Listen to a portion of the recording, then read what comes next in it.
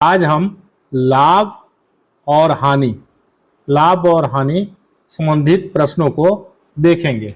इसके लिए सबसे पहले हम इससे संबंधित सभी सूत्रों को जान लें। तो लाभ और हानि संबंधित सूत्र में सबसे पहला सूत्र होता है विक्रय मूल्य निकालना। विक्रय मूल्य बराबर होता है क्रय मूल्य धन लाभ। अगर लाभ हो रहा हो तब विक्रय मूल्य का सूत्र यही होता है, अर्थात क्रय मूल्य प्लस लाभ। अब यहाँ पे समझिए आप विक्रय मूल्य क्या होता है।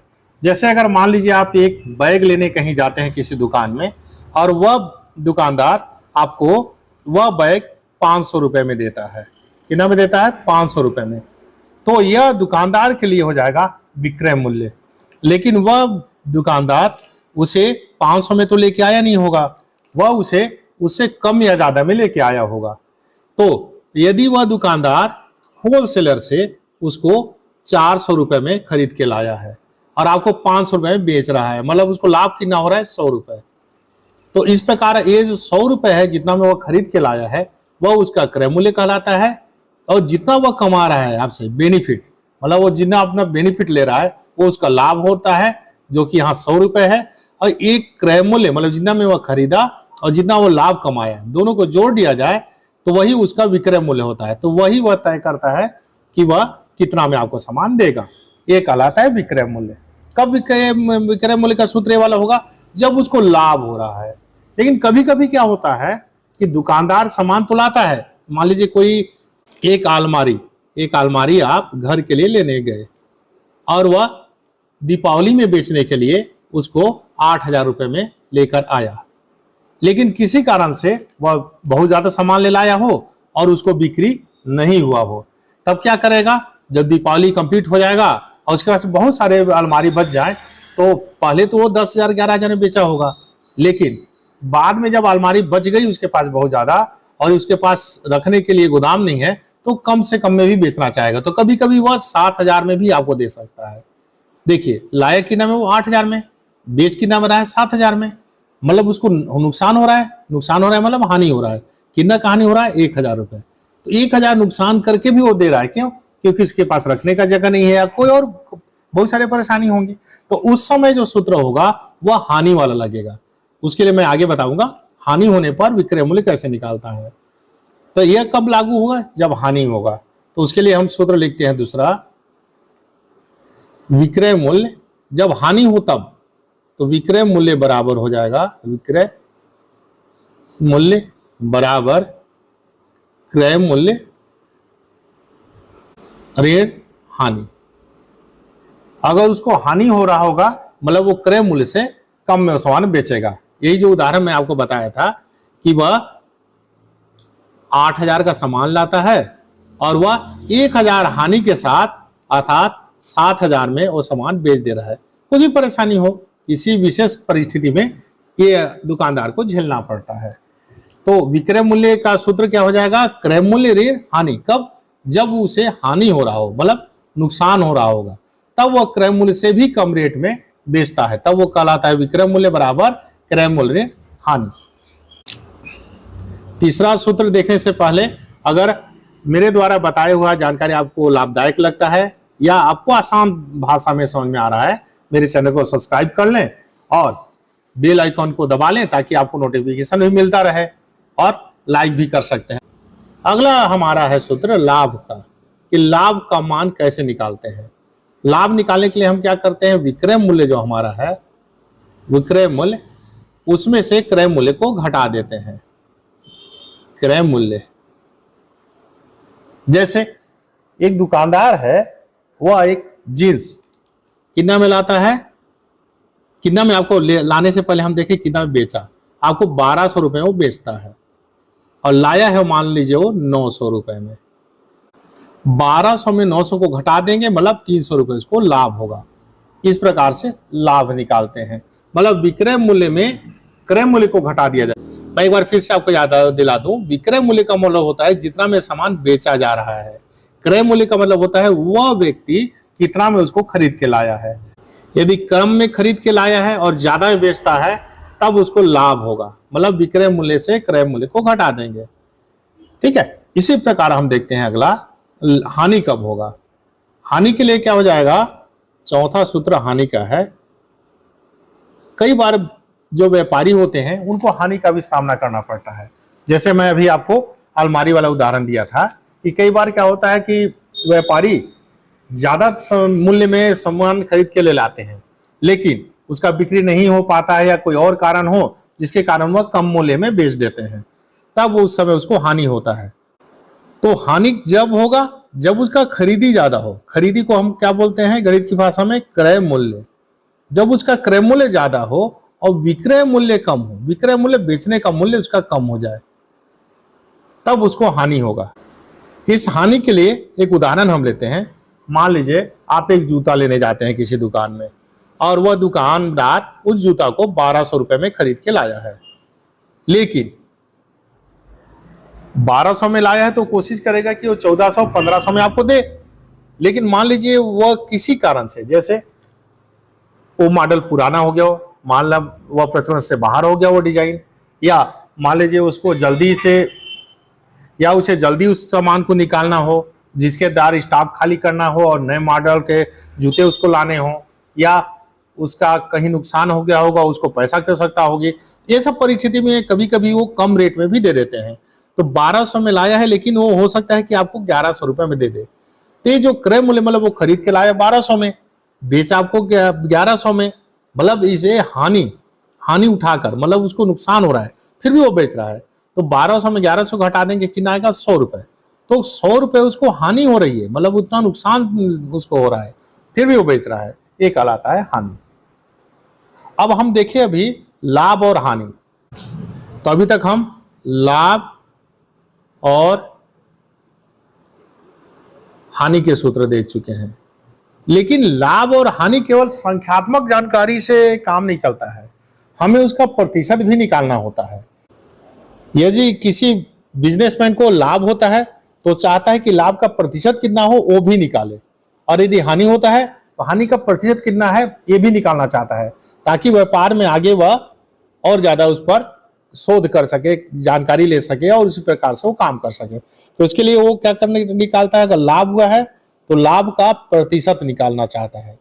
तो लाभ का प्रतिशत निकालने का सूत्र होता है, लाभ का प्रतिशत बराबर होता है लाभ जितना उसको मिला है 100 200 300 जो भी, गुणित 100 बटे जितना में वो खरीद के वो सामान लाया था, क्रय मूल्य। इस प्रकार लाभ का प्रतिशत निकालते हैं। और मान लीजिए उस सामान को बेचने में उसको हानि हो तो हानि का प्रतिशत भी लेना निकालना चाहेगा वो, तो हानि का प्रतिशत बराबर हो जाता है हानि गुणित 100 बटे क्रय मूल्य। अब इसका मैं मतलब समझा रहा हूं आपको एक सामान्य भाषा में। क्या होता है कि खरीदी दाम मान लीजिए 12,000 का है, 12,000 है और 13,000 में बेच दिया। सुनने में तो आपको लग रहा है कि 1,000 बहुत ज्यादा बेनिफिट हुआ, और वही अगर मान लीजिए कोई सामान लेता है 100 रुपए का, अब बेचता है 150 में, तो हमें ये तो दिखने में वो जो 12,000 से 13,000 जब जाता है तो वहां पे 1,000 हमें अमाउंट ज्यादा दिख रहा है। यहाँ 100 रुपए में 50 रुपए कमा के बेच रहा है वो कम दिख रहा है, लेकिन प्रतिशत में हम देखेंगे तो ये ज्यादा है 50 वाला। अर्थात प्रतिशत का मतलब होता है प्रति सैकड़ा में कितना का उसको लाभ हुआ है या हानि हुआ है, इसलिए प्रतिशत निकालना जरूरी होता है। अब हम इस 5वें और 6वें के आधार पे कुछ और सूत्र भी निकाल सकते हैं। जैसे 7वां हमारा हो जाएगा लाभ का प्रतिशत अगर दिया है तो इसके आधार पे हम लाभ निकाल सकते हैं 5वें के अनुसार। तो हो जाएगा लाभ बराबर, लाभ को अगर हम ये दाहिने का बाएं ले लाते हैं, मतलब पूरा चेंज कर लेते हैं, तो लाभ बराबर क्या हो जाएगा, इस क्रय मूल्य को बराबर के अपोजिट ले जाएं, इधर ले जाएं, तो ये हो जाएगा क्रय मूल्य ऊपर चला जाएगा, इधर नीचे है, और चूंकि दूसरे साइड लाभ का प्रतिशत तो है ही, तो गुणित हो जाएगा लाभ का प्रतिशत। और ये 100 यहां देखिएगा ऊपर में है, जब दूसरी ओर जाएगा तो इस नीचे हो जाएगा 100। तो कुल मिला के जो ये 7वां सूत्र है ये 5वां से ही बना है। मतलब अगर लाभ का प्रतिशत पूछा है तो 5वां लगा देंगे, और लाभ का प्रतिशत दिया है और लाभ निकालना है तो ये 7वां सूत्र लगा देंगे। अब ये 6वें के आधार पे हम 8वां सूत्र भी निकाल सकते हैं। क्या हो जाएगा, अगर हानि का प्रतिशत दिया है, हमें हानि निकालना है, तब ये हो जाएगा हानि बराबर इस क्रय मूल्य जो यहाँ पे नीचे है इसको ले जाएंगे तो इधर ऊपर, अपोजिट दूसरी तरफ ले जाएंगे तो ऊपर हो जाएगा क्रय मूल्य गुणित हानि का प्रतिशत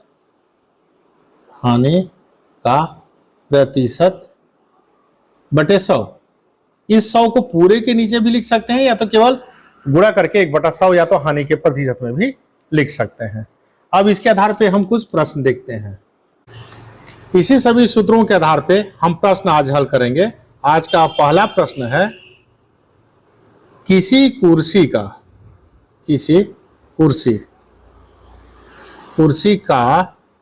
क्रय मूल्य 800 रुपए है। कितना है, 800 रुपए। वह दुकानदार उसको 800 रुपए में खरीदता है, 800 रुपए है, और इसे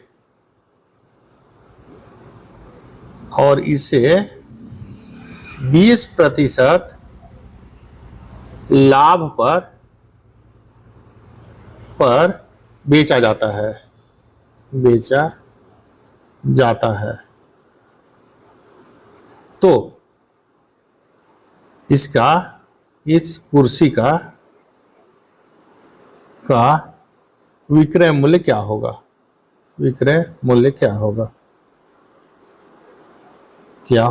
अब इसको हमें हल करना है। यहां पे क्या क्या दिया है, अंडरलाइन कर लीजिए। क्रय मूल्य दिया हुआ है और लाभ का प्रतिशत दिया हुआ है। दो चीज दिया हुआ है, क्रय मूल्य और लाभ का प्रतिशत। तब हमें चाहिए क्या चीज, विक्रय मूल्य। इसके लिए सबसे पहले ध्यान दीजिएगा कि हमको दिया क्या है, क्रय मूल्य और लाभ का प्रतिशत। अब हम सूत्र में जाएंगे। क्रय मूल्य और लाभ का प्रतिशत इस वाले सूत्र में है। देखिए, क्रय मूल्य और लाभ का प्रतिशत, मतलब पहले हम लाभ निकालें और लाभ निकाल के फिर हम पहले वाले सूत्र में मान रख देंगे, इस वाले में, तो हमारा मान आ जाएगा। तो सबसे पहला काम क्या करें, हम ये 7वां नंबर सूत्र को लिखेंगे। लाभ बराबर,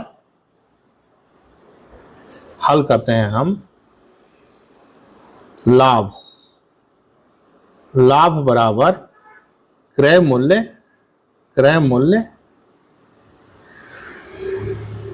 गुणित लाभ का प्रतिशत बटे 100। इस वाले सूत्र में हम मान रखते हैं। अब देखिएगा, क्रय मूल्य हमारे कितना है, 800 रुपए, यहां लिखेंगे 800 गुणित लाभ का प्रतिशत कितना है, 20, यहां लिखेंगे 20 बटे हो जाएगा 100। अब इसको हम काटेंगे। कैसे काटें, इस शून्य से ये वाला शून्य कट जाएगा, ये शून्य से ये शून्य कट जाएगा। तो हमारा कितना है, 8 गुणित 20, मतलब 8 दूना 16, एक शून्य, शून्य का शून्य हो जाएगा, 2 8 16, अर्थात कितना हो गया, 160 रुपए। उसको लाभ कितना मिला, 160 रुपए। अभी हम यहाँ लिख लेंगे, लाभ कितना हो गया, 160 रुपए। लेकिन हमें लाभ केवल नहीं निकालना है, हमको निकालना है विक्रय मूल्य। तो हमारे पास क्या क्या हो गया, क्रय मूल्य हो गया और लाभ हो गया। अब हम देखेंगे कौन सा सूत्र काम आएगा। यहाँ देखिएगा आप, 1 नंबर का, ये देखिए, विक्रय मूल्य निकालना है तो क्रय मूल्य प्लस लाभ दोनों चीजें हैं। तो इस सूत्र को याद रखिएगा, विक्रय मूल्य बराबर क्रय मूल्य धन लाभ। इसको हम यहाँ पे लिखेंगे, हम विक्रय मूल्य बराबर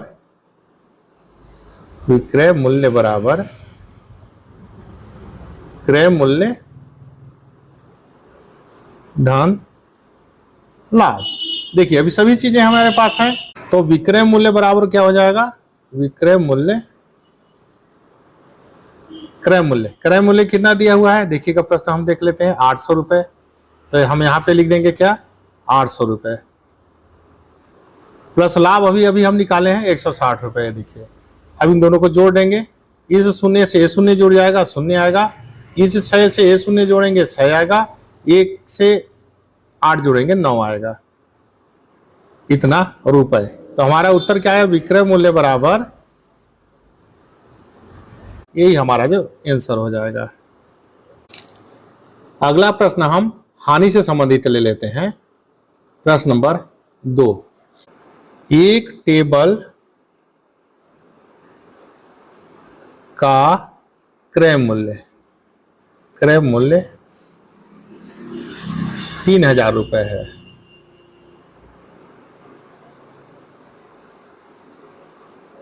इसे 25% हानि पर बेचा जाता है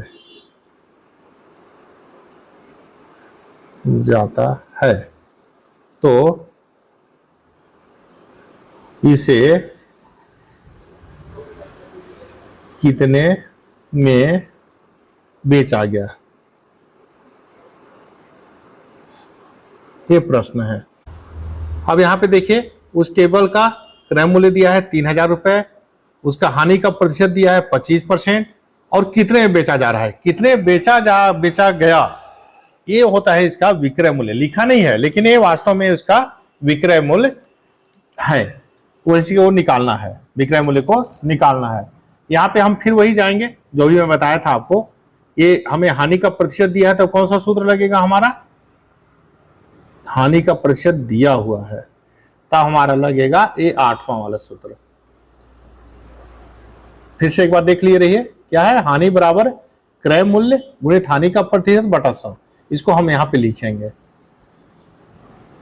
हल हानि बराबर क्रय मूल्य गुणित हानि का प्रतिशत बटे 100। एक चीज देखिएगा, एक बात कई जगह आपको देखने में आएगा कि ये 100 को हानि के प्रतिशत के नीचे लिखा जाता है और बीच में गुणा लिखा जाता है। वो भी कोई अंतर नहीं पड़ता है, लिखने का तरीका अलग अलग होता है। गणित में इसको ऐसे भी लिखा जाता है, क्रय मूल्य, तो आप कंफ्यूज मत होइएगा, क्रय मूल्य गुणित हानि का प्रतिशत बटे 100 ऐसा भी लिखा होगा, उसका भी मतलब वही होता है। अब इसे हम हल करेंगे, हानि बराबर हो जाएगा क्रय मूल्य।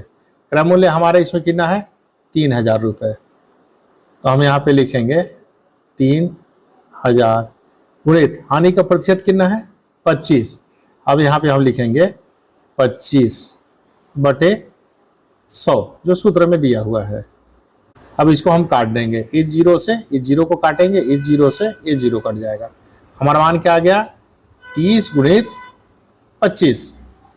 अब इसको हम हल कर लेते हैं, कैसे होगा, इसको हम रफ में हल कर लेते हैं। यहाँ पे 30 गुणित 25, 5 का गुणा शून्य में करेंगे 0, 5 का गुणा 3 में करेंगे तो 5 × 15 कैंसिल, 2 का गुणा 0 से करेंगे 2, 2 तिहाई 6, कितना आया 0, 5 और 7, 750 रुपए। तो इसका मान आ गया 750 रुपए हमें हानि हुई। लेकिन उत्तर हानि हमको लिखना नहीं है, प्रश्न में हानि नहीं पूछ रहा है। प्रश्न में क्या पूछ रहा है, देखिए आप, कितना में बेचा गया, कितना में बेचा गया मतलब उसका विक्रय मूल्य पूछ रहा है। तो विक्रय मूल्य के लिए हम विक्रय मूल्य का सूत्र लगाएंगे। जब हानि हो रहा हो तब विक्रय मूल्य का कौन सा सूत्र होता है, ये हमारा पहला दूसरा नंबर होगा। देखिएगा ये हमारा दूसरा नंबर का होगा, जब विक्रय मूल्य निकालना हो और हमें हानि हो तब हो जाएगा क्रय मूल्य माइनस हानि। अब इस सूत्र को हम यहां लिखेंगे,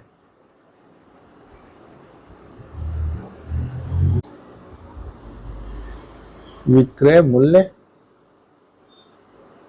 बराबर क्रय मूल्य माइनस हानि। अब क्रय मूल्य क्या है इस प्रश्न में हम देख लेते हैं। क्रय मूल्य हमारा 3000 है, ये हो जाएगा 3000 माइनस हानि, हानि अभी हम निकाले हैं 750 रुपए, तो हो जाएगा 750 बराबर, घटा देंगे, इस शून्य से ये शून्य जाएगा, शून्य बचेगा, इस शून्य से 5 नहीं जाएगा तो एक हासिल ले 10 लेंगे, 10, 10 में 5 गया तो 5, यहाँ चूंकि हमारा शून्य है 10 लेकिन एक हासिल ले चुके हैं तो 9 हो जाएगा, 9 में 7 गया तो 2, यहाँ से 3 में से एक हासिल ले चुके थे तो 2, तो कितना आया हमारा 2250 रुपए हो गया इसका विक्रय मूल्य। अब देखिएगा हानि का मतलब क्या होता है, यहां हमारा विक्रय मूल्य हो जाएगा, विक्रय मूल्य बराबर हो जाएगा 2250 रुपए। लाभ हानि का ही अगला प्रश्न हम लेते हैं कि कोई दुकानदार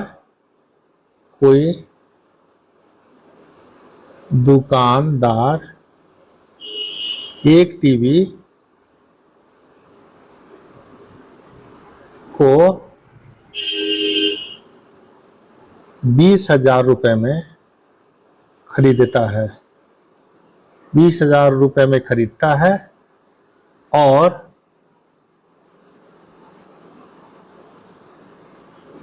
उसे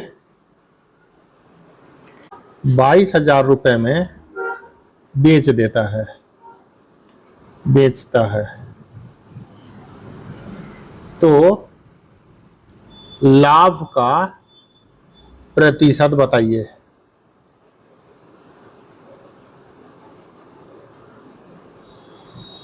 लाभ का प्रतिशत बताइए।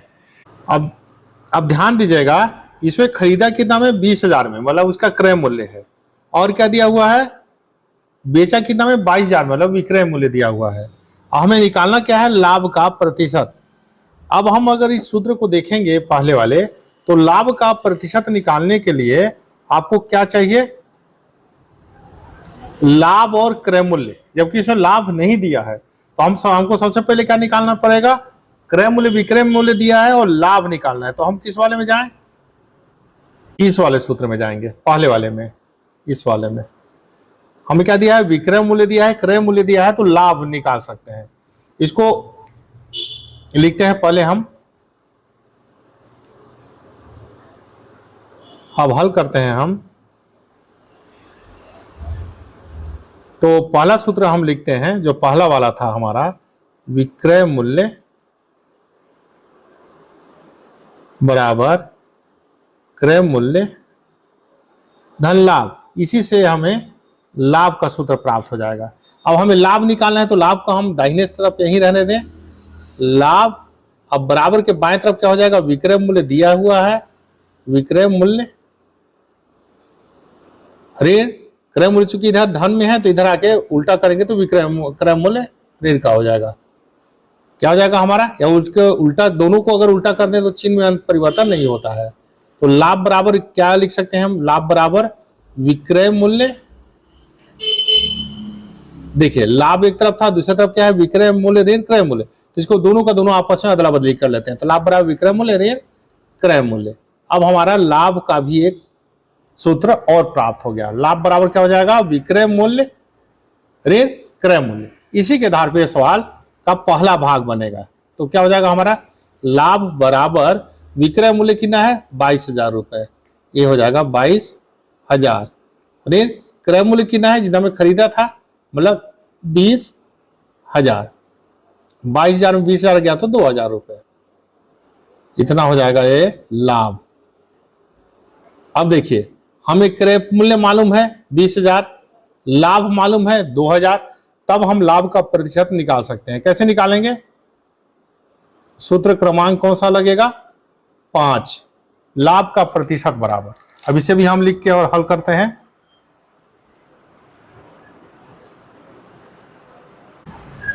सूत्र हम लिखते हैं पहले,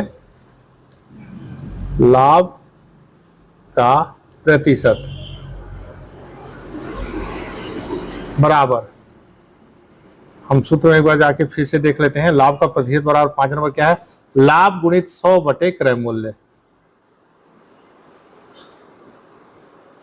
लाभ गुणित 100 बटे क्रय मूल्य, क्रय मूल्य मान रखेंगे। लाभ कितना है हमारा, 2,000 अभी निकाले हैं, 2,000 गुणित 100 बटे क्रय मूल्य क्या है, अभी हम यहाँ पे प्रश्न देखें, देखिए 20,000 है, 20,000। अब इसको हम काट देंगे, एक शून्य से कट जाएगा, ये वाला शून्य ऊपर के शून्य से कट जाएगा, ये वाला शून्य ऊपर के शून्य से कट जाएगा, ये शून्य इस वाले शून्य से कट जाएगा, 2 एकम 2, 2 एकम 2 से कट जाएगा। तो क्या माना है हमारा, नीचे में 1 का कोई वैल्यू नहीं होता है, ऊपर में भी 1 गुणे 10 मतलब 10 एकम 10। तो हमारा लाभ का प्रतिशत, यही प्रश्न का हल करना था इसी को, कितना आया 10%, यही हमारा हो जाएगा आंसर। तो लाभ का प्रतिशत इस वाले में कितना आया 10%। मतलब उस टीवी को 20,000 का लेकर दुकानदार 22,000 में बेचता है, तो लाभ का प्रतिशत कितना हो जाता है 10%। यही हमारा हो जाएगा उत्तर।